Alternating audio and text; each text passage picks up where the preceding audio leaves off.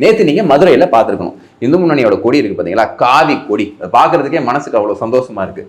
ஒவ்வொரு சங்கியும் இதை பார்த்து உற்சாகம் அடைஞ்சிருப்பாங்கிறதுல எந்த மாற்று கருத்தும் இல்லை. பல கிலோமீட்டருக்கு நட்டுருக்காங்க.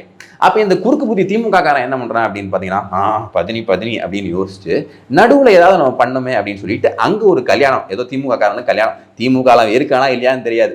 ஒரு படத்தில் நீங்கள் பார்த்துருப்பீங்க, கவுண்டமணி அவர்கள் தியாகி கண்ணாயிரத்துக்கு அவரோட ஒரு கொடி போடுவார். யார் அவன், யாருக்கு தெரியும், செத்துட்டான், கட்சிக்காரன்னு தூக்கி நான் போட்டேன் அப்படிங்கிற மாதிரி இருக்கலாமோன்னு தெரியல.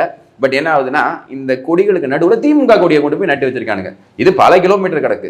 ஒரு கிலோமீட்டருக்கு நட்டு பாருங்க, நாங்களும் இருப்போம் அப்படின்னு ஒரு பிம்பத்தை கிரியேட் பண்ணாங்க. என்னன்னா, மாநாட்டுக்கு வரவங்க அவங்களுக்கு என்ன தெரியும் கல்யாணத்துக்கா இதுன்னு. அப்போ பொதுமக்கள்கிட்ட பாருங்க, இந்த மாநாடு நாங்கள் தான் நடத்தணும். ஏன்னா ஸ்டிக்கர் ஓட்டுறதுல கேவலமா ஃபர்ஸ்ட் ரேங்க் வாங்குறது இவங்க தானே.